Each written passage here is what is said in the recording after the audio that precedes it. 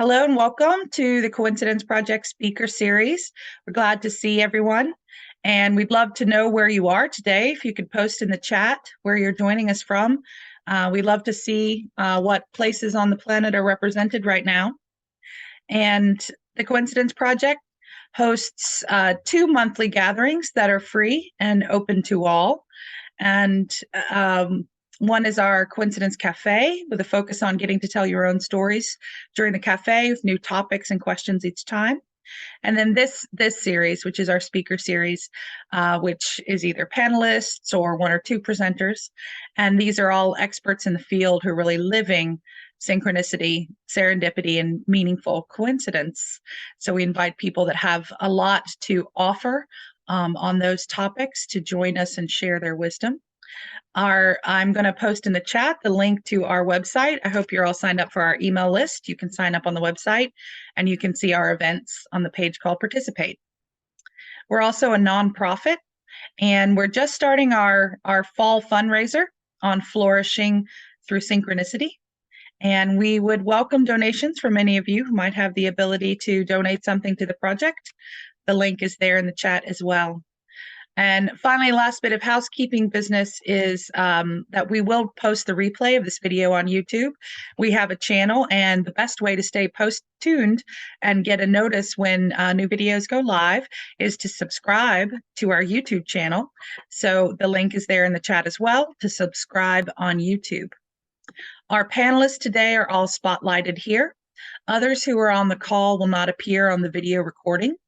If you ask a question later in the session, I will add the spotlight, and your name or camera, if your camera's on, will appear on the recording. But otherwise, you will not appear on the recording. It's just the speakers that show up there. And just to share a few of the places people are located today, we've got Virginia, Maryland, New York, Mexico, another Virginia, Holland, Michigan, Dallas, Texas, Geelong, Australia, California, New Jersey, St. Petersburg, Florida, Santa Fe, New Mexico, Central Coast, California, New Jersey, North Geelong, welcome, another Australian, another pair from Florida. And we'll probably have more joining us during the session. We'll try to keep everybody on mute other than the speaker. And we're so grateful to have everyone here from a new book that's just come out called Second Chances. And that book was organized by one of our presenters. I have a cat crawling on my shoulder. Ken Harris, and he's here with 3 of the Coincidence Project board members who all have chapters with stories featured in the book. They'll be sharing those today.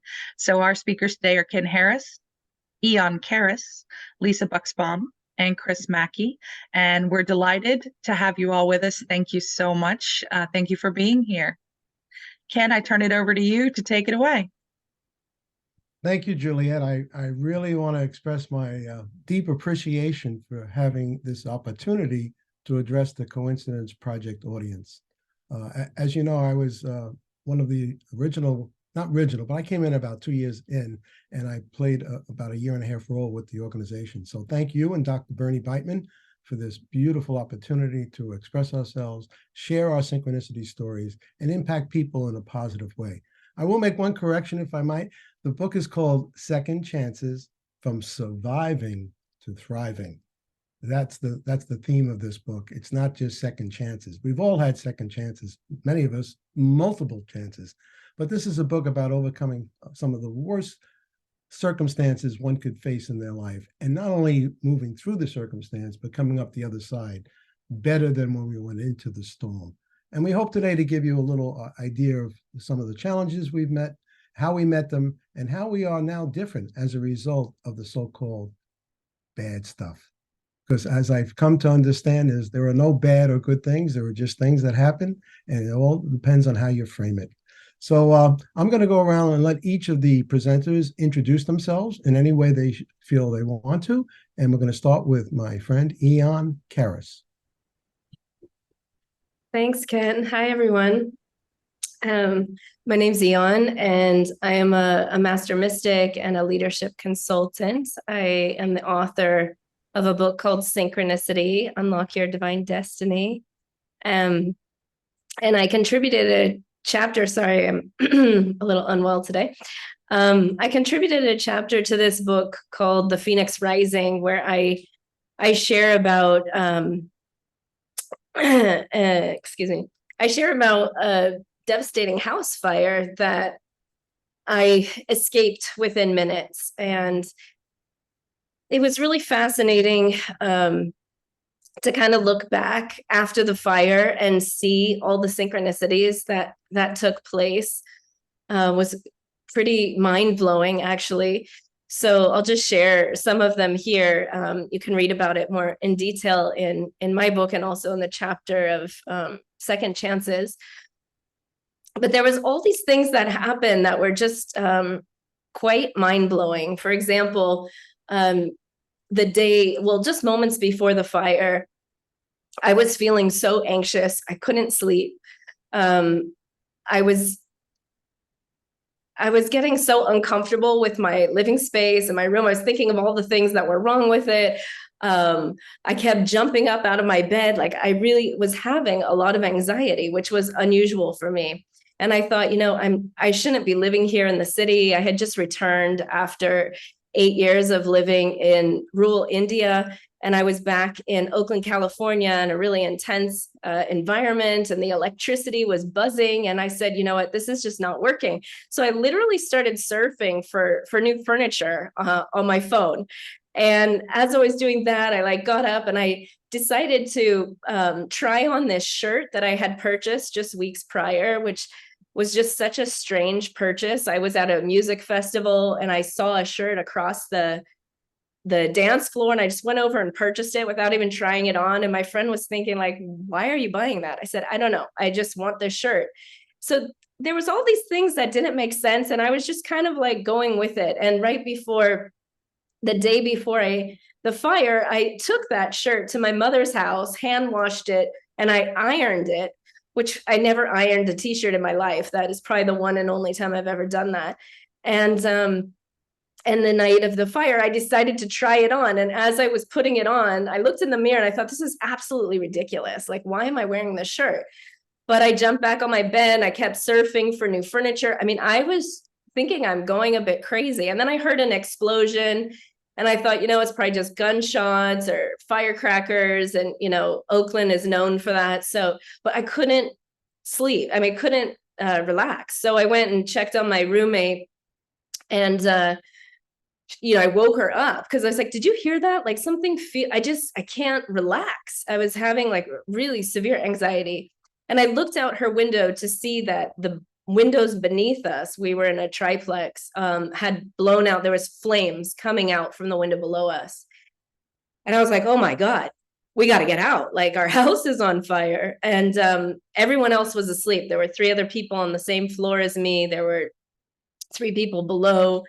So I was the only one awake. So I had to go wake everyone up. We got out just moments before the house went, the flames went through the roof. Literally, once I hit the street, I saw the flames go through the whole house. And I sat down and I realized, while I'm watching the house burn, I looked down at my shirt and I realized, this is the only thing I own, this crazy shirt that I had put on.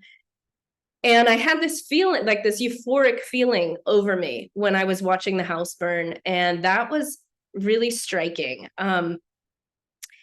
And I noticed that on the shirt, that it was a picture of a house, a red house that looked eerily like the house that was burning, and it had red wings. And I said, wow, spirit got my back. I'm not supposed to live here. I'm supposed to be in the woods. And, here it goes, everything's gone up in flames. And, this wasn't the first time I've lost everything, and was the first house fire, but I've had many times in my life where I've kind of gotten to zero and had to start again. And what the fire taught me was that, we really don't need much. I've become a minimalist, a serious minimalist. I don't like owning stuff anymore. It makes me uncomfortable. And I also realized that, at the end of the day, all that matters is our relationships, who's there in your life. For me, I needed a safe place to land. I needed friends. I needed to know that I was supported. And so it was an incredible experience. I had always been a very strong, independent woman. I've been, living on my own since I was 17 years old and didn't like to ask for help. And so the fire really taught me that I can't exist without my community and without the support of others. And it was a hard lesson to learn. And I just give thanks for Spirit's guidance and for every step of the way being guided by synchronicity. It really showed me that, things are happening for me. And that even though this was a huge devastation, that it really shifted my life. So after the fire, I had time to write a book that I had, been wanting to write. I finally had the time. I went to the forest, and yeah, I think I'll leave it at that because I know my time's up. But it was a profound experience, and I'm really grateful to be included in this book, Second Chances, because hearing the stories and reading the stories of the other 23 authors in the anthology, you see over and over again that, we're given chances at life to do something different. And, how do we listen to those lessons? And sometimes they come in really difficult packages, but are we listening, and are we redirecting our path towards what's really important in life? So I'll leave it at that. Thank you. Thank you, Amalia. I appreciate your presence, your participation, and I understand from reading your chapter and meeting you that fire put you on a whole new trajectory in your career. You were unhappy in your career, I believe, up until that point. You knew something needed to change, and the fire was the gift. It forced you to move out of that house, out of that job, and really find yourself as a gifted author. If anyone hasn't read her book, you should read it. Synchronicity, Following Your Divine Destiny, I think is the title. And she's a much better writer than me. I wrote a book on synchronicity, but I like hers better. And synchronistically, her book and my book popped up, ladies and gentlemen, on Amazon one day, and I called her because I said, that's a sign or a symbol. I need to meet her. So we, from the get-go, felt like we knew each other probably in another lifetime, but we've been friends ever since. And we will continue on co-facilitating and collaborating on other projects. So thank you so much, Analia. I'm glad you had the fire. I hate to say it, but I am glad. I would have met you otherwise. It was a blessing. Thank you. It's either a blessing or a lesson. That's what they say, right? So we're going to now move to my good friend from down under, Mr. Karris Mackey. And take it away, Chris. Thanks very much, Ken. And there'll be some overlap with Aeon's story. I was someone who's so used to being very independent, expecting myself to handle everything on my own in a way, and had to learn to draw on other people's support and how profound that was. But so I'm Karris Mackey. I'm a clinical psychologist. I've worked for 43 years now as a therapist, 15 years in public psychiatric hospitals, and just over 20 years in my own private practice where I work with 10 colleagues. But so my story is how I'd been a psychologist for 10 years in a psychiatric hospital. I was a senior psychologist there for 5 years before I was admitted to hospital twice myself, off work for 6 months with severe depression. And at the time, I found that very difficult to manage because I'd expected myself to handle things well. And I thought, look, I should be above this, being in a situation where I can't help myself in any way. I thought my career would be over. But many blessings certainly followed. And there was a context to me being admitted to hospital. And that was in the year or so before, I'd called out a real bully in our psych hospital, a senior staff member. I got up one day in a meeting where we were planning for the future in our hospital. I said, there's not much point planning in our future if we don't address one of the main problems here. There's a certain senior staff member who's such a bully that unless I don't see how a hospital can function in a healthy way while that person's in that position. That was after several years of failed attempts by by people coming in to try and sort the problem. Anyway, head office heard about this. They thought Geelong's gone crazy. They came to the hospital, did an investigation, and they decided to remove that person from the hospital, who I would describe as a corporate psychopath. And they described many people had been damaged by that experience. Off I went after that on long service leave for 8 months. Wonderful holiday. Returned, get back to my role as a senior psychologist, and I couldn't find my feet. I just felt confused, uncertain, and I felt undermined in my work because the replacement for the original psychopath was another psychopath, just as much of a bully as they were, but the difference was now I was a direct target because all the senior people in that position across the state had met the year before. I didn't know this and decided we can't allow a young psychologist to get rid of one of our own because half of them were psychopaths as well. That's how they got to this top of a pecking order. Anyway, so I was on the receiving end of lots of further bullying, but people were too fearful of speaking up. I started to doubt myself more and more, the action I'd taken in this other person leaving because the hospital was functioning no better. Really, it was partly under the stress. I was starting to become depressed. Then I went down quite quickly to the point where I needed to be admitted to hospital. And at that stage, again, I thought my career was over. Remarkable support from other people, maximum dose of medication. And amazingly, when I was suicidal, when I was admitted, I thought I'd never get well. 2 weeks later, I'm picking up enormously. And I leave hospital after 2 weeks and I go straight to a 5-day conference, full days every day that normally would be a test of endurance, and pushed it too far, went downhill, especially when I woke up one morning and thought of returning to the hospital and thought, I don't know if I can do that. There's still the same problems there always were. I don't just want to be a survivor. I went right down again. Very suicidal, admitted to hospital for another month, didn't pick up that much, but enough to be discharged. Then one day a friend wrote a letter to me and I'm sitting out in the backyard in the sun reading this, and he said, Chris, you're a spiritual man. You should see this particular therapist who is a minister and psychodrama expert. He can really help people in certain situations. I thought, no, nothing will make a difference, but I'll see this guy anyway. Saw him and it made a profound difference. He used something called a chair work technique, where you divide different parts of myself, and I recognized there was a part of myself that was so self-critical, it was like I was beating myself with a big stick, like a branch. Now, soon after that meeting, I left, went to the car, put the key in the door lock, and I suddenly had an epiphany. I thought, I've let go of the branch. And I thought, I'm going to be well. I'm never going to be depressed again another day in my life. I'll get off all medication. And that was 30 years ago, and that happened.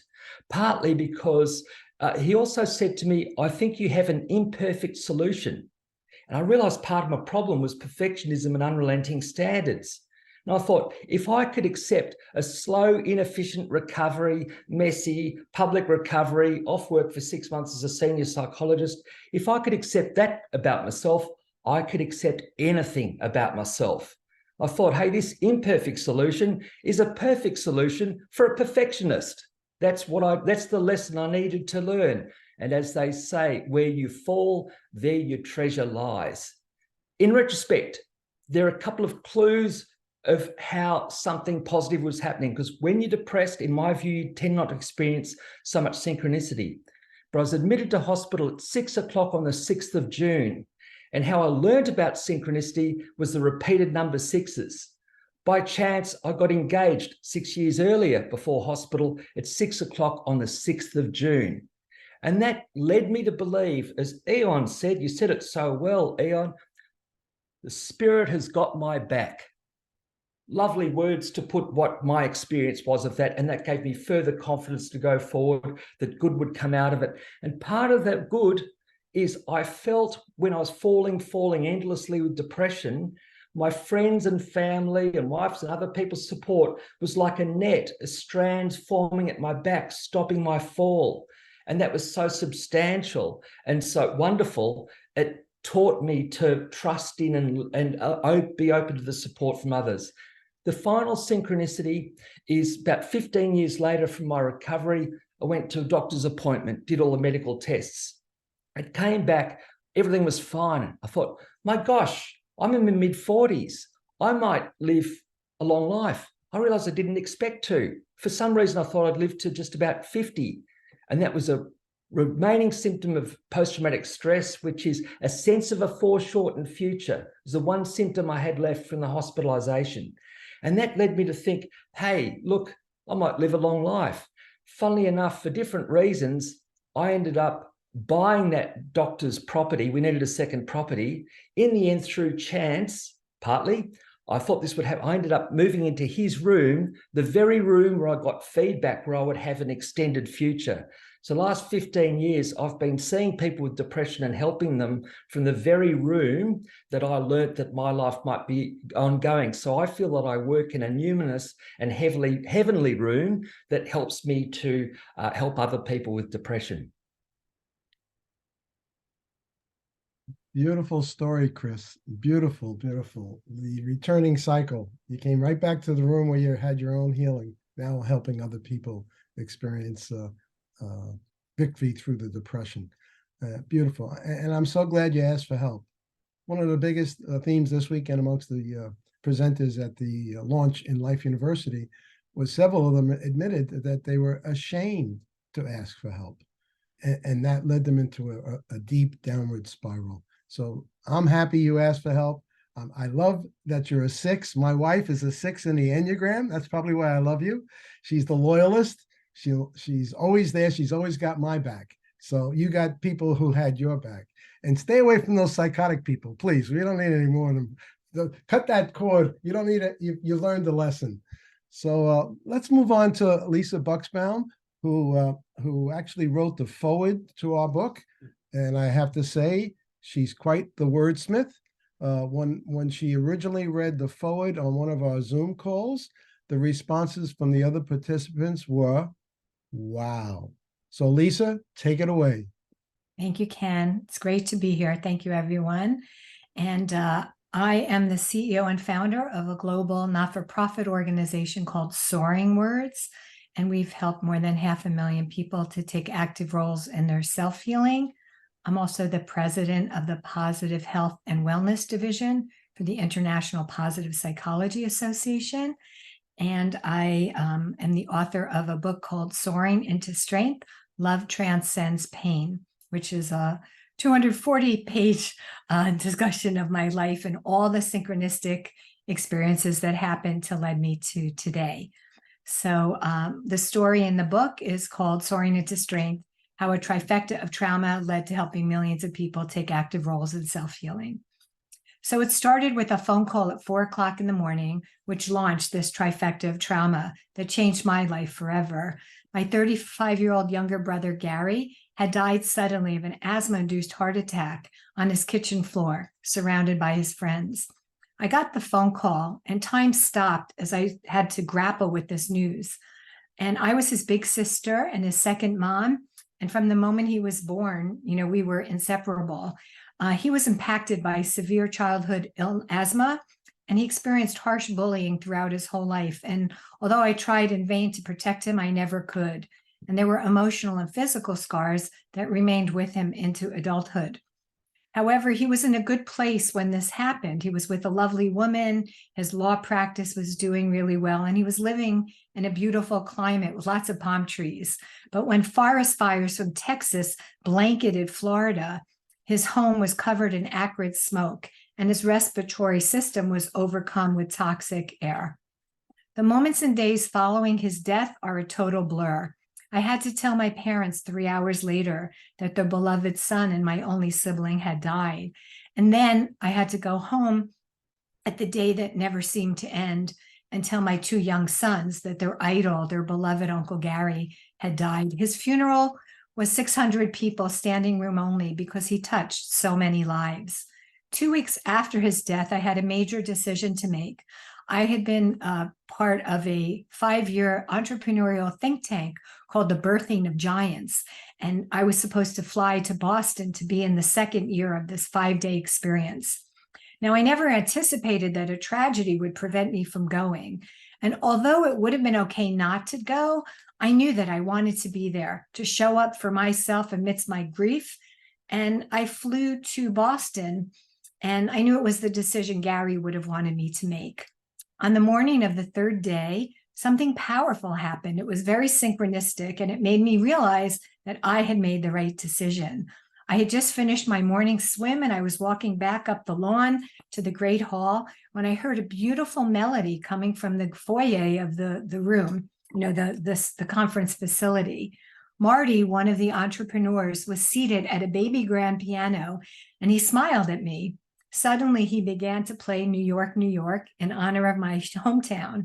We broke out in song together and started belting out Broadway show tunes. The grand finale was Corner of the Sky from Pippin. Rivers belong where they can ramble. Eagles belong where they can fly. I've got to be where my spirit can run free. Gotta find my corner of the sky. Even though I was wearing a soggy bathing suit and flip-flops, we sang for almost 30 minutes. This was my off-Broadway debut into the land of the living, because it reminded me that I still could sing, and it reminded me that there still were many songs inside of me. 5 weeks later, my father was readmitted to the hospital because his cancer burst out of remission only 10 months after he had completed chemotherapy. My mom was a vigilant advocate, and she researched the best treatment options. She could have gotten an honorary PhD in non-Hodgkin's lymphoma. And fortunately, her extensive research and my father's unflappable optimism came together and combined to save his life. See, the doctors could not find a bone marrow match in the National Registry, so my dad decided to undergo a painful stem cell harvest to harvest the healthy cells from his body that would save his life. So when the doctors came out and told me and my mother, we're giving up, we can't get enough cells, we've got 100, a couple of hundred, but we need 1 million. My mother stood up, put her hand on her hip and said, my husband is one of the strongest people we know. He has a strong desire to live, and he has a high tolerance for pain. I insist that you do another stem cell harvest. And the doctors did. They did a 4th round, and that's when my dad won the stem cell lottery, harvesting millions of healthy cells, which enabled him to live cancer-free for 19 years. 10 months after Gary's death, I found myself in Las Vegas. I was launching the largest telecommunications company in the world at the largest telecom trade show in the world, and it was a big deal for my marketing communications company. Suddenly, the show was about to start and thousands of people were going to come into the convention center, and my husband called. And I said, hey, honey, how are you? I love you. I'll call you later. I got to go. And I was about to hang up on him, and he screamed, it's about Jonathan. Don't hang up. Now, no parent would joke about the health of their child. Our son was a healthy 9-year-old boy, and it would have hurt less if someone had punched me in the stomach, because Jacob said he's really sick and I need to speak to you immediately. So I rushed through the convention center hallway, racing to go somewhere quiet where I could actually hear him, and my body was trembling and my mind was racing.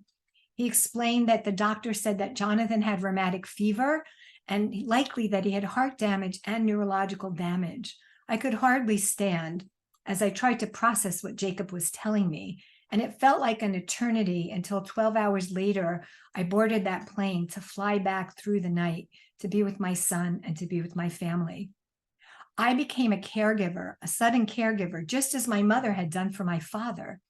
Jonathan suffered many seizures and frequent severe cramps. I had to sleep at the foot of his bed because he would wake up throughout the night screaming and in intense pain, and I would massage his tired limbs and help him go back to sleep. Everyone was pretty exhausted. And I just wanted to mention I had a 3-year-old son as well, so it was just a tumultuous time. The neurologist said something really peculiar to us. He said, go be by the sea. And he didn't mean go hang out on the West Side Highway in Manhattan, because even though Manhattan is an island surrounded by water, there were a lot of trucks and cars and noise. He meant go be by the ocean. So we rented a small cottage 30 minutes from our apartment, and we moved there. Each morning during this harrowing time, I would walk along the beach before my family woke up, before I had to start another long day of caregiving. I sang show tunes, treasured prayers, and wordless melodies from my Jewish heritage. I was elevated by the power of song and the grandeur of the ocean, and the sun flooded the horizon in beautiful hues of orange, purple, and pink. And suddenly, I heard a single word, soaring words. It was like a whisper, soaring words. I halted in my track, and the word reverberated throughout my entire being. It felt life-changing and life-altering. I was tingling with the realization of my purpose. I understood my calling, and I knew why I was born. I knew that my purpose was to help people who were going through immense difficulties to learn that they were stronger than they ever imagined. Soaring words, that beautiful word that came to me during the height of my walk along the beach, during the height of my son's illness, became my nonprofit organization, which I launched in 2000. And since then, we've inspired more than 500,000 people to take active roles in their self-healing in order to experience greater physical, emotional, and mental well-being. Today, my son is fully recovered, and he and his wife are the proud parents of 2 adorable, delicious girls, Charlotte and Natalie. When my family's world imploded from this trifecta of trauma, I really felt as if I had become irrevocably damaged. But instead, I discovered that I am much stronger than I ever realized, and so are you. And of course, it's natural to lose touch with your inner fortitude, especially when serious illness, challenges or setbacks or grief rock your world. But I hope that my story has inspired you to look inward and listen to that small, still voice, which is always a constant internal guidance system, which you can always access. The magnificent poet and author Maya Angelou says, "Life offers you a second chance. It's called tomorrow." I'm sending you strength and love. Wow.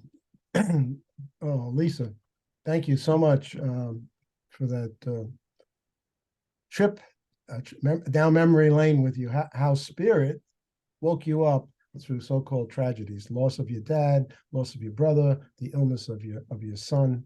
And I don't think it's any coincidence that you saw the heart on the beach. I don't know if you mentioned that, but you saw it in the sand. I think there was a message. No, that was later, the day after my 40th birthday party. We had a big party. No one was sick. No one died.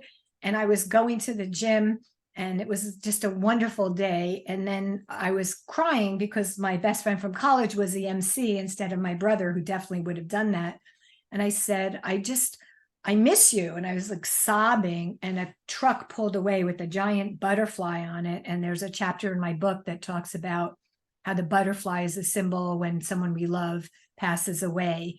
And when I was at the Museum of Natural History for the butterfly exhibit, a big blue butterfly, bigger than my hand, landed on my face. And Gary had beautiful blue eyes. So I said, I get it. Thank you for that sign from above, but I still want more. I miss you. And just as I was about to put my foot down, there was a perfect little red charm, a heart on the sidewalk. And that is the logo for Soaring Words. So I finished my swim that morning and started working on the business plan, and have never looked back since.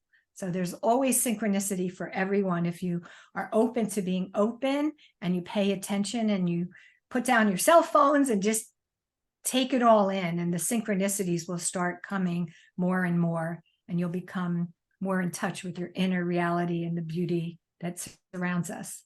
Yes, and I agree wholeheartedly. The signs and symbols are everywhere present. They're right under our nose and eyes. Well, we have to pay attention, and we have to learn how to connect and stay awake and aware and connect the dots, because we're always being communicated by the other world, by the invisible world of spirit.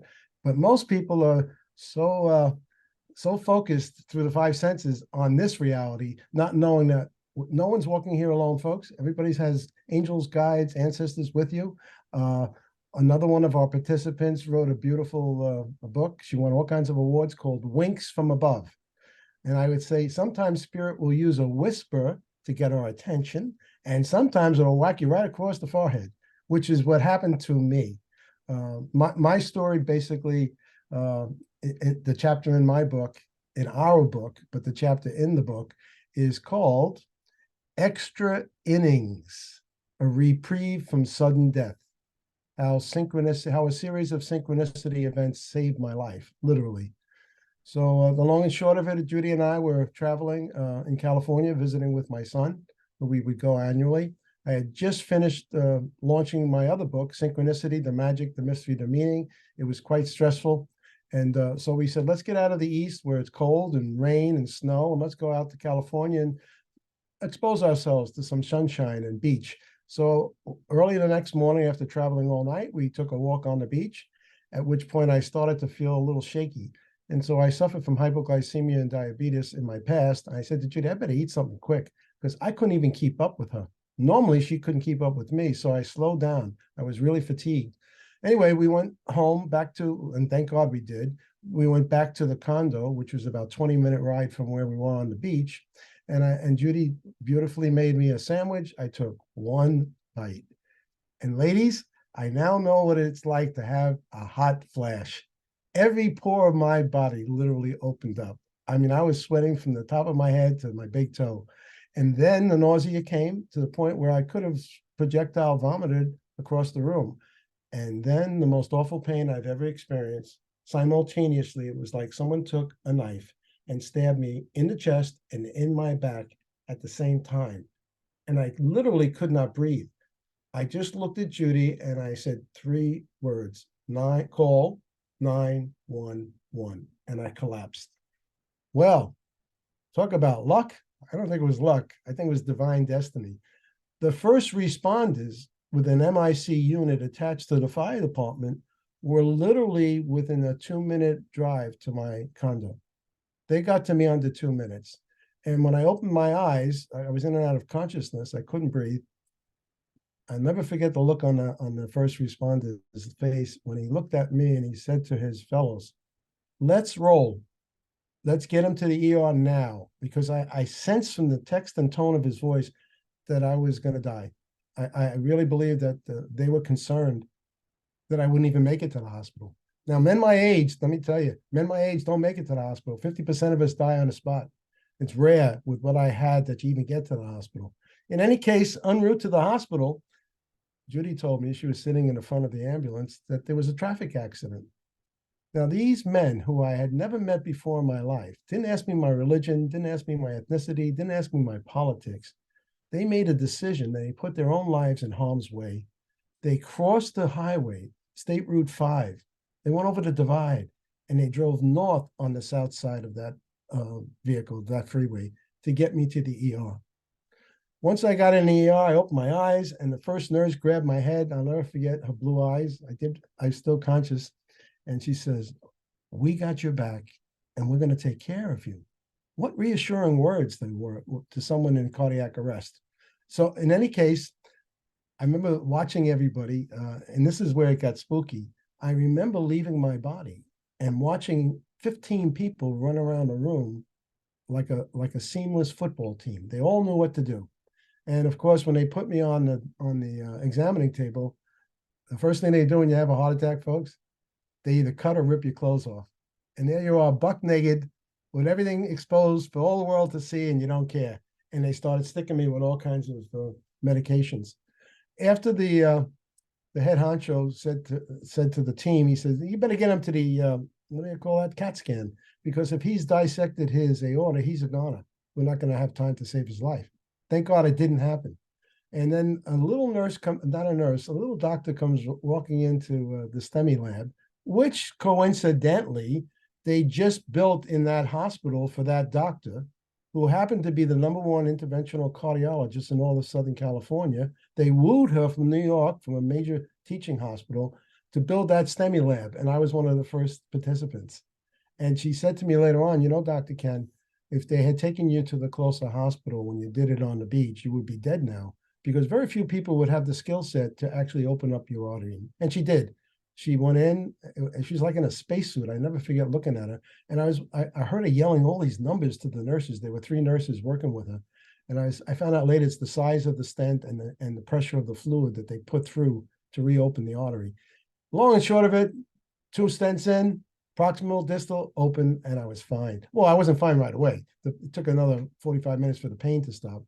But in that night in the CCU, I had 6 nurses around the clock. I don't think I slept much.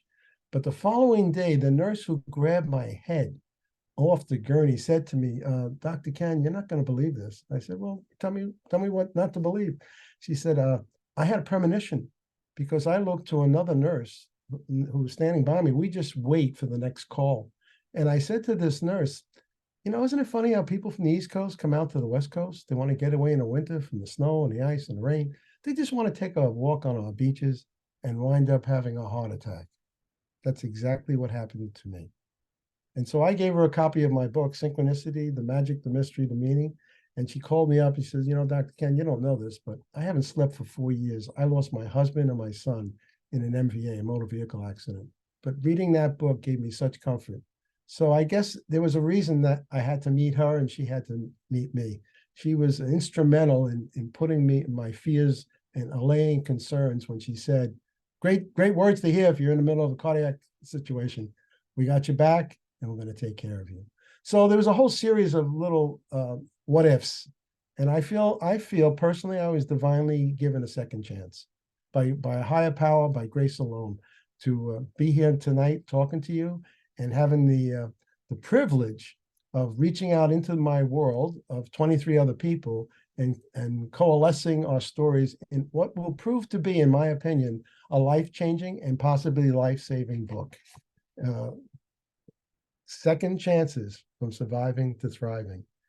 We just came back from a weekend launch at Life University, and the people in the audience came up to several of us afterwards, and they said it was the most impactful weekend they've ever experienced in their life. Hearing these stories of how people persevered, had resilience, didn't give up.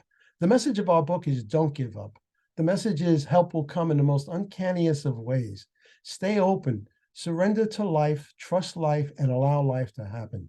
We're in the river and we're all connected. And so my life was given, I've been given, as they say in the baseball parlance, some extra innings. And I intend to use every 1 minute of them in full out to express the love that I have for myself now and for my fellow human beings. Because we're all in this together. If any remain bounded, none of us are going to get free. We're all in the same ship. It's called Spaceship Earth. So it behooves us to be kind, loving, and realize that other people are really in a different package. But there's really only one spirit and many, many individuations called souls. So tonight, when I interact with you, I'm going to see you as another me, another iteration of me in another body. And it really doesn't matter what package we come in. Underneath, I cut you, you're going to bleed red, no matter what color your skin is. So that's my story. And I was told in meditation after that event, you should write a book and you should find other people who have come back from some of the most harrowing experiences you can imagine, from loss of loved ones, loss of their mentation, loss of their physicality, loss of their belongings. And every story in this book it touches on a different aspect of loss and grief. And so there's something in this book for everyone. I call it a supermarket book. So you're going to relate to one of these stories. And hopefully at the end of each chapter, you can connect with the authors. And we give you a list of tools and strategies on how to keep moving through whatever life is bringing to you. Remember, life brings to us what we need to learn. And there's always a silver lining. Like Aeon lost her house, she got a new career. Lisa lost her brother, and she's now the head of a worldwide organization helping thousands and thousands of children in hospitals. And Karris is now running the hospital that he wound up being in. So you got to laugh. I think the source has a sense of humor. So there's a lot of circulation, and synchronicity is evidence to me that there is a divine something and we're all connected. So that's my story and I'm sticking with it. All right. So we all had an opportunity to share our stories, of which these are 4 of 19 more in the book. And I hope those listening are interested enough to check it out, because there's something in this book, as I said, for every one of us.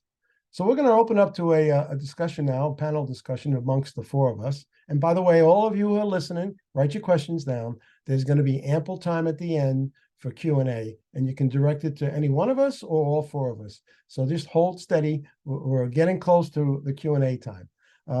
So the question I'm going to put out to the panel, and anyone can answer this in any way they feel appropriate. What do you think influences synchronicity, and why do you think it works in people's lives? Any one of us.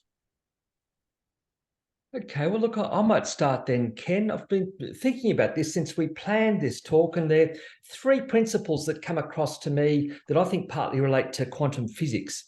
The first one is a crazy idea that the whole world is basically made of consciousness. What's material, what looks like stuff, is partly an illusion, like a solid table. It's more like a dance of atoms.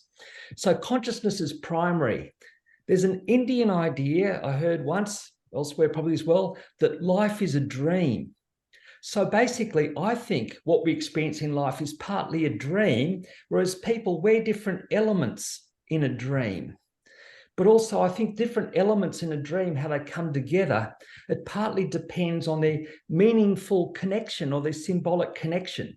So if we're particularly connected to another person or another place or another idea, I think they're like elements in the dream that respond with gravity. The more, it's like a kind of psychic gravity. So that's one idea. There's a second idea in physics called entanglement. That's where if you get 2, for example, like electrons have contact with each other, you separate them from one end of the universe to the other, and they're still connected in some way. It's called entanglement. Einstein said that can't be true. He said there's no such thing as spooky action at a distance. But this spooky action at a distance has been proven physically. And I think if material things can be connected at a distance, why not people's minds? So we think of someone across the other side of the world who we haven't seen for 6 months, and they contact us straight away by email or a phone call, and you think, hey, that seems more than chance. So that's an entanglement idea. The third idea was amazingly how chlorophyll works in plants and sunlight. Apparently, the sun rays hit the plates of chlorophyll in exactly the right kind of angle and path coming into the plant. And it's as though there's like millions of different pathways that are sampled, and then in the end, what's chosen is the exact path that's optimal for getting the most, if you like, nutrients from that light. Well, I wonder if the world works almost in some kind of AI framework where there's lots of different scenarios that are run, millions of different scenarios that are run. Like if 2 of us are wandering around the Louvre Museum in Paris, how do you run into each other when you're both from another country? Like Sky Nelson Isaacs, the physicist, describes this. It's almost the notion that different paths can be sampled, and then in the end, the one that's chosen is the one that's most fitting. So I think we're all in consciousness, elements of a dream. There's that gravity that brings us together and different sort of pathways trialed. And the more energy or intention we put into a particular kind of area, the more we're likely to attract that kind of energy that is fitting for like our experience at that time in the wider world. That's how I would see it. Fabulous. Chris, to follow up on that, we met twice when there were thousands of other points. The first time was 3 weeks after I graduated from the Master of Applied Positive Psychology program. I was invited to speak at the Global World Congress. And the first person I met as I was walking in the convention center, the first person said, "Hi," and we met, Chris and I met, and I said, "What brings you here?" And he said, "I'm writing a book on synchronicity and positive psychology." And I said, "Synchronicity is one of the foundational tenets of how I live my life." And that began a fast friendship. And 2 years later, I got this beautiful package in the mail with all these stamps postmarked Australia. And it was his book, and he told the story of how we met. Fast forward, 6 years later, the International Positive Psychology Conference was in his neck of the woods, in his continent. And I'm walking into the convention center, and there's 1,600 people. And I hear someone say, "Hey, Lisa." And I didn't have to turn around because all the Aussies sound like him. I knew it was my good buddy, Chris. So this theory of entanglement, the way synchronicity shows up in my life, is 10 seconds earlier, 30 seconds later. I live in New York City. We have 8.5 million residents, but I always frequently often have these impromptu, impossible, divinely connected encounters at the precise moment that I need them. And I call it also like synchronicity seat karma. If I'm going to a conference or somewhere, I always find the right person that sits next to me. Chris, the last thing I wanted to say is you mentioned dreams. When I swim in the pool, I'm in a flow state. I do that 6 days a week. And when I go to sleep, I set the intention. I put my hands on my belly and I just say I'm open to being open. And I get a lot of feedback in the pool. I have 35 trademarks that I came up with, a lot of them in water. And then also when I'm sleeping. Sometimes I wish I could just sleep, but the brain is always moving. And that's when the subconscious also helps figure things out. And a lot of times, just recently, one of my dear friends and mentors, Dr. Richard Tedeschi, who invented the term post-traumatic growth and that whole field of science, in the pool on a Thursday said, I have to reach out to him because I'm doing a lot of things to support organizations throughout North America and Israel during this tumultuous time. The next day when I woke up at 6:32, there was an email from Rich. I'm heartbroken. I love getting your weekly missives. Tell me how I can help. So I called him on his cell and I said, I was going to be calling you in a few hours, but you beat me to the punch. And it's that connection, that toggling between people that are supposed to meet and supposed to connect. So just try it, just try it the next few days, be open to being open, pay attention, and then just write it down, because sometimes it's really easy to forget these things. But after a few weeks, you're going to see that it's probably happening much more frequently than you thought. And the last thing I want to say is be very careful with whom you share this with. Don't share it with people who are going to cut you down, tell you you're a whack job. Share it with people who know you and respect you, or come to the Coincidence Cafe monthly gatherings. The Coincidence Project has these monthly gatherings where people who are very knowledgeable at synchronicity and have a lot of initials after their names talk about it. And then people share their personal experiences, and it's deeply gratifying. Beautiful, Lisa. Beautiful.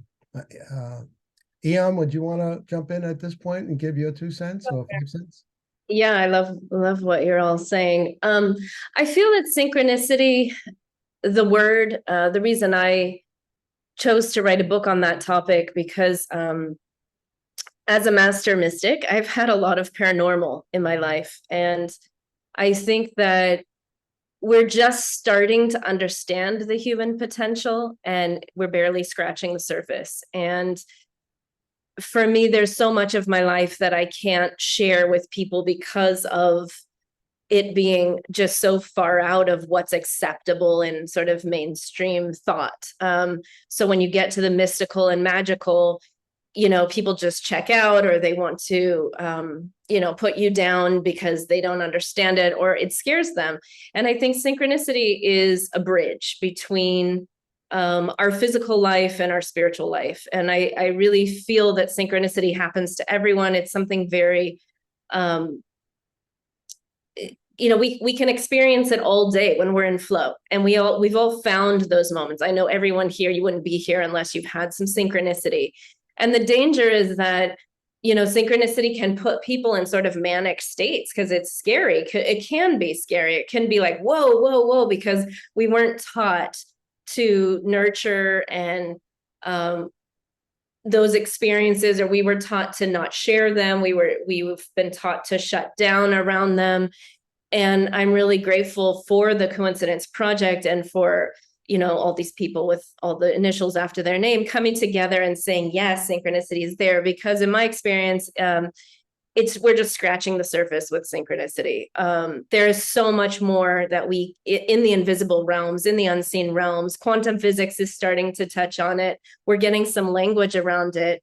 But really, we're spirit in a human form. And when we start to act as spirit and direct our lives as spirit, I think then we're going to have more solutions, more connection. We're going to solve issues that we can't solve with our mind. So I'm just really grateful that we're coming together to really highlight synchronicity and synchronistic experiences and start to normalize them. I think it's critical for human development and really for peace on earth, because when we see the ripple effect of our actions and that we are connected, and synchronicity really shows us, like Chris was saying about entanglement, that we are so connected. So, yeah. Beautiful. Yeah. Well, I'm just smiling because my jaw's hurt and I'm smiling so much. Anyway, synchronicity is both divine and science at the same time. And we've been installed with a GPS inside our hearts. That's really, I believe, the key of why we experience synchronicities. When our hearts are open, as Lisa said, and we invite, the universe will deliver. Our thoughts are intentioned. It creates an electrical field in the brain. This is measurable scientifically, quote unquote. And our heart sends out a magnetic field to draw to us that which we've been intending, either consciously or unconsciously. So you have a great setup. You have a Wi-Fi. Literally, we're like radio stations walking around with each other, and we're sending the signal out. Now, we know in the Heart Math Institute, as soon as you meet somebody, before you say one word, the hearts start to speak to each other. They start to entrain without any verbalization. That's why in certain people, you just have this sense of familiarization, knowing them before possibly, and other people you say, uh-oh, there's a lot of dissonance going on here. I need to get out of this room. You know, so I learned a new term the other day. Someone said, trust your gut, right? People always say, trust the microbiome on science, right? Trust the 30 or 40 trillion little bugs that live in our bellies and bowels. You know what the word gut means? It's an acronym. God uttering truth. So start paying attention to those signals and signs that you know when you're in the presence of someone, whether or not you're feeling comfortable or uncomfortable. And I always tell women, don't listen to what the guy is telling you. Ask yourself how you're feeling in his presence, because men can sometimes spin a real wheel around you. And before you know it, they got you off your feet. But trust your belly, trust your gut. So synchronicity, the final word hasn't been said as to where, why, and how, but there are elements of both the divine and science. And as we go deeper and deeper into our understanding, it's magical, it's mystical. That was the title of my book. And the meaning of synchronicities, by the way, ladies and gentlemen, is the only meaning you give it. No one can tell you what your synchronicity means to you, but you have a way of connecting the dots for you. So don't ask other people to interpret your synchronicities. You're going to have to do that for yourself. So I think at this point, it's 6 o'clock. I think we're going to devote, I think it was allocated a half hour for Q&A. Is that right, Juliet? Absolutely. Up to you guys. Sounds good, Ken. That sounds good. Yeah. I think we should give the audience an opportunity, and they can direct their question to the panel or one of us individually, whichever way they want to direct it. Yeah, and options here, you can use the reactions here in Zoom by clicking on the toolbar at the bottom under More. There's 3 dots, and Reactions. You can raise your hand, and then we know you have a question, or you are welcome to post the question in the chat. You could say, like, I have a question for Ken. What did you think? Blah, blah, blah, and I'd be happy to read those questions out. So if you prefer to stay on mute, but you'd like to have a question addressed, please feel free to post it in the chat. But also please feel free to raise your hand, and we'd be delighted to have you come off mute and ask a question directly. Or just give a reflection, something that's arisen because of hearing these wonderful stories. While we're waiting for people to inundate us with their thought-provoking questions, I just want to say, as a healthcare practitioner, meeting with thousands of people over the years who are going through serious setbacks and challenges and trauma, there's a lot of science in the field of narrative. It's really important for you to, as Ken said, be true to your story and listen to your inner voice, but also it's very helpful, and there's a lot of, scientific research about this, when you share these synchronistic thoughts or feelings or sensations with people who are helping you, healers, homeopathic healers, medical healers. Yeah, I don't know how to chat. It can really help in them helping you to uncover things that need to be looked at. So traditionally, people thought this was kind of something was wrong with them, but now fortunately more people are talking about these invisible realities. So there's a lot more discussion about it. And it's been proven to be very helpful when people are going through challenging times. So to segue, I will say one thing. Those of you who are having synchronicities, you're not going insane. They're real. You don't have to feel like there's something wrong with you. It's ubiquitous. Everyone has them. And don't be afraid to share your story. So if someone has a story or a question, now's the time to speak up. You will not be ridiculed here. You will be accepted totally. I'll just mention something with that, Ken, too, because this notion of it can be challenging to bring up stories of synchronicity as though you're being really superstitious, and people say, isn't it just random chance? And I'll just mention that's something I'm interested in with my background as a psychologist. About a quarter of our training is in statistics and scientific method. Well, the thing that strikes me also through experience, but other people's experience, for example, the number of times that I experienced the repeated number 6, it was like millions to one. But mainstream science, to support a hypothesis scientifically, you only have to demonstrate that your prediction is accurate with less than 1 in 20 chance. So if you say that you think that, if you do this, then the consequence will be that, and it's 1 in 20 chance, and that turns out to be true, you say, hey, this hypothesis is supported. So much of science is built on odds of 1 in 20, or sometimes 1 in 100 with a more exacting standard. And in fact, many of the scientific experiments in psychology, when they're repeated, about half of them don't prove to be significant to the 1 in 20 level the second time around. In other words, a whole lot of science is based on fairly flimsy statistics. And yet I think much of synchronicity is based on the most profound odds. And so I think that's one thing to keep in mind, because there's a dogma that science is rational and right, and anything which is intuitive is flaky. If we look at it at a straight statistical level, which is the measure of predicting whether something's gauging whether something's accurate or not, actually, sometimes I think it's the synchronistic experiences that to me are the most compelling. And that's where experiencing those kind of experiences led me to describe my karma ran over my dogma. My dogma in my early 20s was, no, this is rubbish. There's no such thing as any God or anything like that. People just are superstitious. They want to believe in it. All these number 6s, I thought, whoa, that ain't by chance. Hey, Chris, people ask me often, they read my book, they call up, and what do you think was the chances of that happening, Dr. Ken? And here's my retort: 0 to none. It's not statistically possible. And when you have multiple, I call them trifecta. I've had trifecta synchronicities, bing, bang, boom, in a row. It's like a Swiss clock, click, click, click. Something or some force arranged those circumstances. It's not haphazard. It's not. I don't believe in random. Very, very few things in life are random. But when synchronicities just in the flow start to connect, you're gonna laugh a lot. You're gonna go, wow, because we are not walking here on this planet by ourselves. Yeah, I think what you're saying there. We have some questions, guys. We have some questions from Jan and David, and there's a question in the chat. Yeah, so the question in the chat came in first from Cheryl.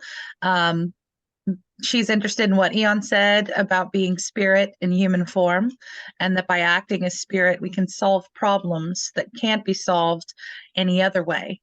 And Cheryl, you're welcome to come off the mute if you want to add anything to that thought, and then we'll let Aeon respond to that. Hi, Aeon, everybody. I guess I'm thinking of what's going on in the world right now.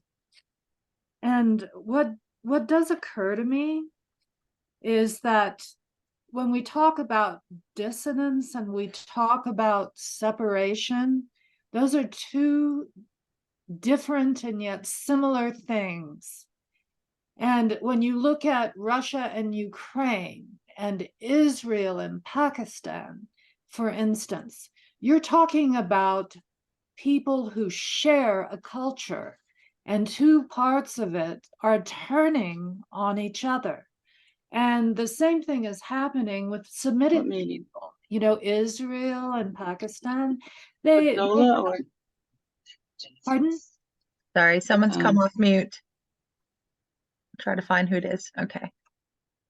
Well, so I guess, and I was also thinking about what happened with the English and Ireland and Scotland, all these people who have the same culture, essentially the same religion. They eat the same foods, and yet they split up into these factions and they turn on each other and they fight these wars. They kill each other, you know?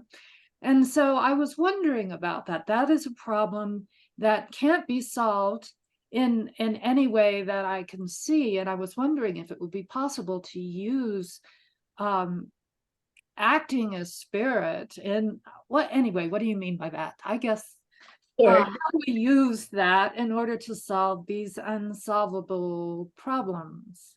North Korea, South Korea, totally different mindsets. There you have dissonance, but you don't really have separation because they're the same people sharing one island. You know what I mean? Yeah. I feel that we are at a time where we're being pushed to evolve to a higher order, higher level of being, and that tragedy and challenges come when we need to level up. So in my experience with my own synchronicities and life's tragedies, they've always come at a time when I need to find a higher way of being and really anchor my spirit in my human form, which helps me solve things in a different way that I can't see with my mind.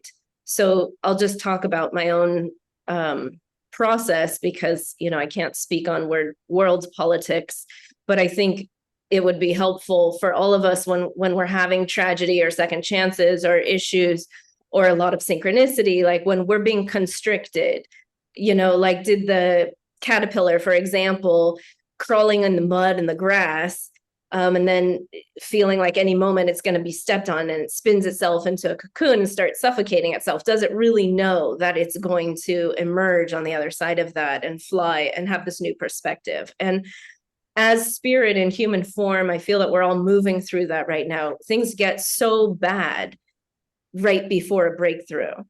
And in my experience, my life has shown me over and over again. I've spent years meditating in deep meditation, like sometimes 8 hours a day for long periods of time. I've lived in isolation. I've trained with master mystics, yogis, tantrics around the world to understand the mysteries of life. And what I found is that we get constricted and that our intelligence has nothing to do with our mind. The mind is just a processing unit and it's the last one online. So the mind can never really comprehend the intelligence of the spirit and the soul. So I feel that we get constricted and pressed when something new needs to emerge. And what I've also learned is that we don't know what we're here to do. Like we don't know what our soul mission is. I've spoken about soul mission at numerous times here in this group, but the soul mission emerges when we've gotten to a level of consciousness and our presence then is illuminating others. It's creating resonance. So I feel that synchronicity, when they start happening faster and faster and faster, it's pushing us in those high flow states to where we belong. It's sort of a navigational stream, like a river. And so it's not that the synchronicity itself has much meaning. It's more like, where is it pushing you or guiding you? And you can see, like Chris and I and many of us were talking about, that the trust comes in, that somebody does have our back. Something has our back. Yes, we're all connected. There's some greater purpose for our life beyond what we imagine it to be. And I believe we're at that level collectively right now. Yeah, I think Lisa wanted to add something. You're muted, Lisa. Yes. So I think that when that happens, when you're really in the flow, in the zone, when you're magnetically giving off those vibes, two things. One, people always like, you look exactly like my sister or Aunt Bertha or whatever. And I don't think I look like anyone, but there's certain people who just look like the all-American girl or the whatever. But I think that's because they're picking up on the openness of my heart, or like this unseen connection. But also when I meet someone, I can look around a room and I can feel them. It's like a sensory skill. And just practice that also, because the more you do that, the better you get at it. And then when those two people, it's a magnetic thing. You come together, it's not dumb luck. It's not that it's meant to be. There's a real power in that. And that's what we need now. And a lot of people are having more of these discussions and more of these experiences because it's needed to repair the brokenness. Yeah, I would like to jump in and say that what we see as manifesting in the world today has nothing to do with ethnicity. It has nothing to do with religion. There is a war in heaven between the soul self and the ego self. That's where people are in conflict. It's now being extrapolated and projected out into the world. But what's going on is not about religion or ethnicity. It's soul versus ego. We got men in both countries now who are egomaniacal. Mr. Putin and the guy in Ukraine, they're both insane. And I hate to say it, but Mr. Netanyahu and the Hamas, they're also insane. They're going to prove that they're right. Their ego is going to win, and they don't care what happens to the rest of the people. Now, when you wake up to the fact that God, whatever that means to you, is in drag in every other person, the divine lives in each and one of us, you would never harm another person. Why would you harm yourself?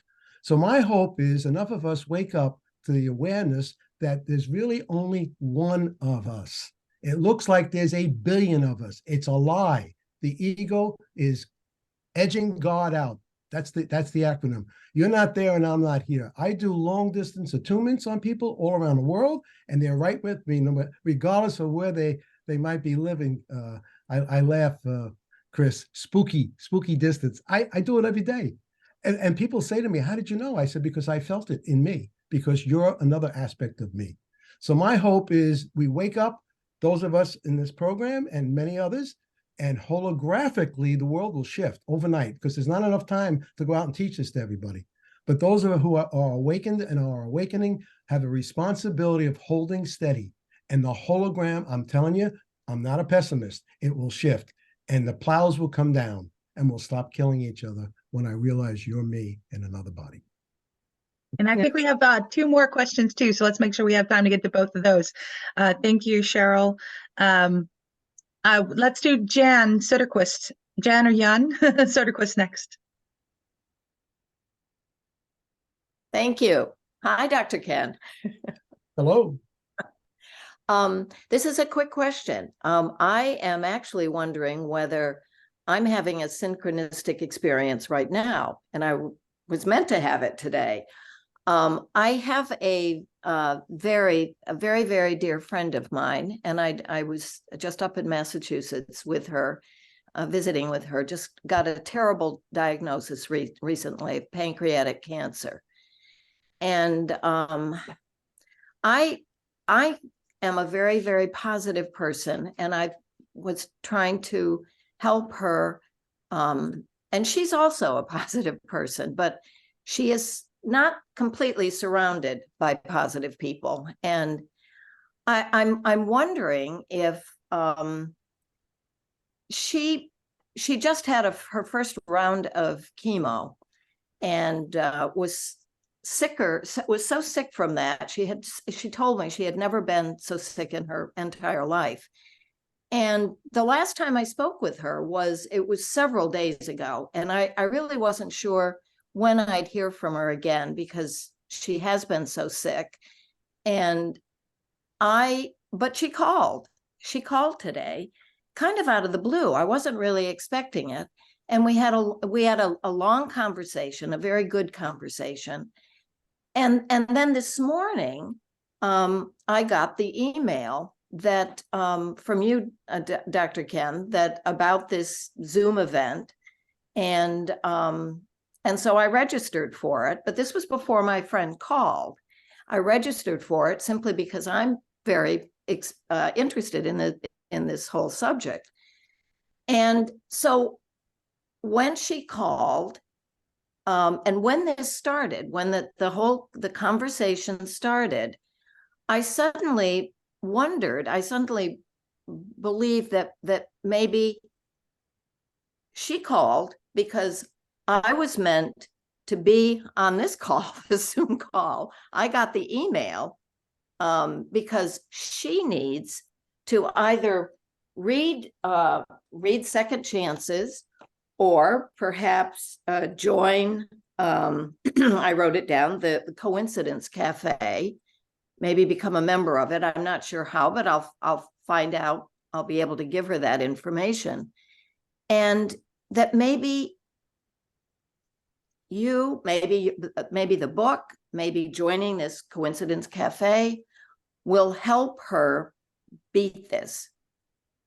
And I just wanted your opinion. Am I thinking about this in the right way? I mean, is this even a synchronistic experience I had today? I know it's not a really obvious one. There's nothing profound about it, but because of the way all of this kind of fell into place, her call, the email I got this morning, and then my being on the call and listening to all of you and coming to the conclusion that I need to connect her, share all of this with her, and connect her with you and with maybe the book and the cafe. I could have said in shorter words, fewer words. I'm sorry I didn't. But anyway.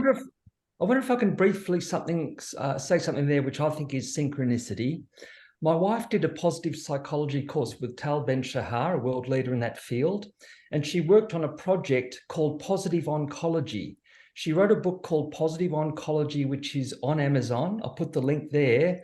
And she gets this feedback of how profoundly shifting people's mood and attitudes if they've been recently diagnosed with cancer, because my wife wrote that book because she had cancer herself and recovered from it extremely well, partly applying those methods. So I think Second Chances would be a wonderful book as well, but particularly it's so apt, that book, because the chapters are only about 2 pages long because people can't concentrate very well on chemo and things like that. But I'll mention, to me, that's a bit of synchronicity because it's such a specific kind of area that where that book is directed. Okay, thank you. Thank you very much. My response, Jan, is that you represent the lighthouse to this friend of yours. You represent hope to her. That's why she reached out to you. I mean, that's why it wasn't coincidence that she happened to pick the phone up and call you today. And it wasn't coincidence that you're coming on this call, because not only you may save her life, you may save your own life. Okay, you may save your own life through this whole process. So unconsciously, you're connected to this woman in some way, emotionally. She's not just a garden variety friend. You have a heart connection with her, and yes, you've been feeling her for days. And I will just say this: there are no incurable diseases, ladies and gentlemen. There are only incurable patients. The word incurable means to cure from within. When they get a diagnosis of cancer, pancreatic or glioblastoma, whatever you call it, it really shuts down the nervous system. People start preparing for their death. And the most important thing you can do is to keep the door open. In the face of uncertainty, there's no lack of hope. Hope is always the best medicine to give people. And there is no false hope. Right to your last breath. I know Anita Morjani was riddled with metastatic cancer. She wrote a book called Dying to Be Me. They told her husband she's got 15 minutes to live. In 3 weeks' time, she remissed. They couldn't find any evidence of cancer. She went back and rebuilt her body. So there are no limitations of matter. There are limitations of consciousness. That's my belief. So hold out hope for her. Give her resources. If you like, Christus gave you a resource. I didn't know about this book. And there are things you do on all levels: material, spiritual, physical. I'm not against any and all means to help somebody. But usually you got to address 3 things: their diet, their consciousness, their thoughts and feelings, and their structure. As a chiropractor, people do diet, they do thoughts and feelings, but the nervous system is dysregulated. All three, you might say, prongs of that chair have to be addressed, in my opinion. Well, and you're absolutely right about our relationship. we have known each other and been friends for 35 years. So she is a soulmate. Yes. Well, you're a lifeline to her. And thank God, I'm happy that she called you. And offer her as much encouragement and hope as you can. Because I'm going to tell you right now, the doctors are not going to give her much hope at all. It's pretty much a death sentence in their minds because they're only dealing with matter to matter. But when you deal with energy to matter, anything can reverse. When you get into the energetic field, anything can be rebuilt. Hey, folks, we came from 2 blended cells. We built a whole body just from 2 cells. Why can't we recreate ourselves? And we can. That's going to be the new medicine, if you will, but it will not be drugs. The new medicine is going to be sound, by the way. Sound healing is going to take a major role in moving forward, and pharmacology is going to collapse. It's a false paradigm. It's Peter to Paul, and we see evidence of it everywhere. Not to say there's not time, judicious use of drugs temporarily, but the whole paradigm is false. Okay, I agree with you. And I'm popping on also. So Jan, in the chat, we've posted the link to the Coincidence Cafe, and Chris has posted the link to the Positive Oncology. Anyone here can save the chat. You hover your mouse over the menu bar at the bottom of the chat window. There's three dots, the ellipsis. You click on that and click on Save Chat. It'll save it to a file. So if you'd like to get back to the links that were shared today, you can do so. And this recording will go up by Monday on our YouTube channel, and we'll send out to those of you who've registered through the Coincidence Project email list the link to the replay. So also your friend is welcome to watch this later, and may we all send our blessings and our own beacons of light and our own hope and positivity her way at this moment, in case you relay it. Maybe she'll even have a chance to watch it. So good wishes to her. And we also, you're going to grab David's question. Yeah, we're gonna have another question from David. So thank you, Jan. Thank you all so much for your positivity.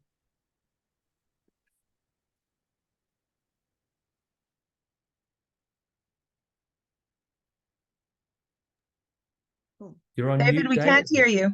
Can't hear you.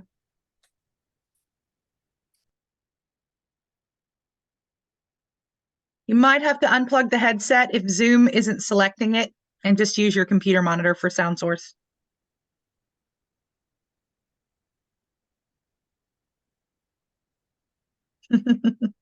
Suspense is building as we wait to hear his question. While David does that, I'll just mention I've met David. David works with an international group of change managers.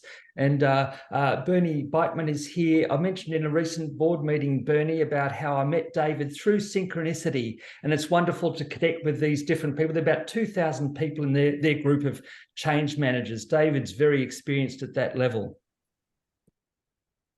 All right. You're not on mute, so let's try it, David. I see new ear pods.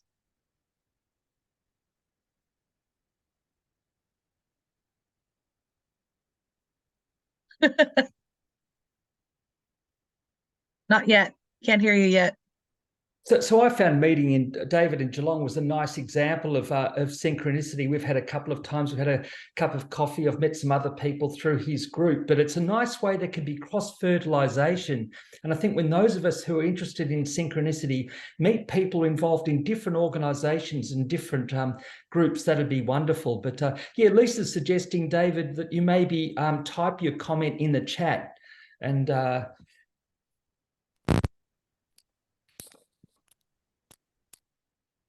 I think we can hear you now. Excellent. Fantastic. Yep, we got you. There you are. A challenge we work through. Yes, the Zoom shuffle. Welcome. you've got a second chance, David. Yeah, I've got a second chance. Let's go for it. It's not really a question so much as a sort of an observation. My background's in organizational change and IT systems, and getting organizations to become less mechanistic and more human-centered design, human-centered focus. So that's been happening, really focused on over the last 2 years, and we've got about 2,500 people creating a bit of a movement within organizations to realize we need to change and we need to, move forward. So my focus has been, well, what's the impact on individuals? And then I researched and picked up this book on synchronicity. and started reading it. It was brilliant. It was the same language that we're talking to organizations. And I thought, well, where's this Chris Mackey guy come from? You know, and he lives about 2 streets away. You know, he's in the next suburb. Talk about synchronicity. And then I read his book, and we've caught up a few times. I want to get him involved in our, you know, because we have webinars and presentations and conferences and the like, because I think it's just staring us in the face, you know, because there's a massive gap in the market. And we talk to organizations about how they recognize people, how they work with people, how they become less mechanistic in their change and communication. And no one's got a solution. So what we're trying to do is bring together lots of different skills, lots of different conversation, and create a journey for people on change.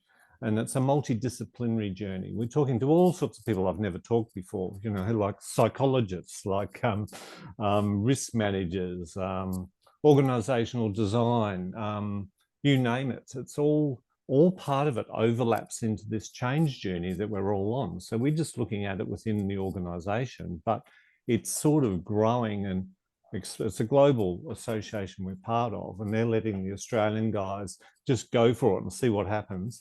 And then they'll pick the eyes out of it and use it in Europe and North America. So we're just bringing together all sorts of different, and there's a hunger for it. There really is. And people are seeing it in their day-to-day work and their, and it was just about 3 or 4 of us, you know, about 2 years ago, and now we've got 2,500 people, and we're thinking, how on earth do we cope with this? You know, what do we do with this, and how do we then develop this further, and where is this going to take us? And my earplugs will keep in, they're all getting too excited.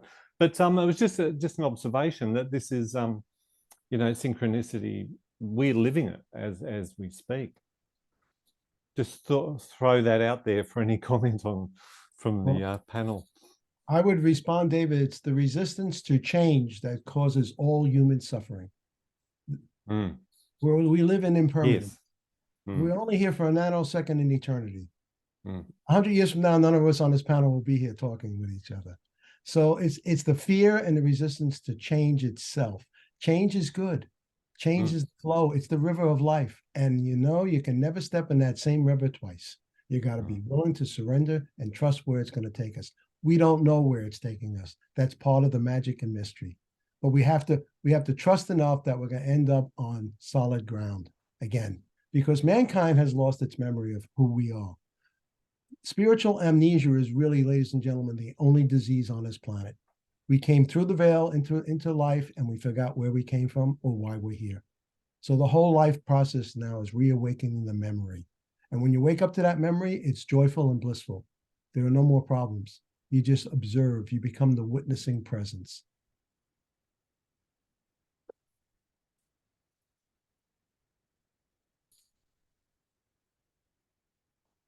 Juliet, you're on mute. Yeah, I'm clicking on all the things. Thanks so much, David. Thanks, Ken. And we're just coming to the end of our 90 minutes here. So I wanted to express our gratitude from the Coincidence Project to everyone that's here on this call, and especially to all of the authors, the 23 authors of this wonderful book that Ken has brought together, From Second Chances, From Surviving to Thriving.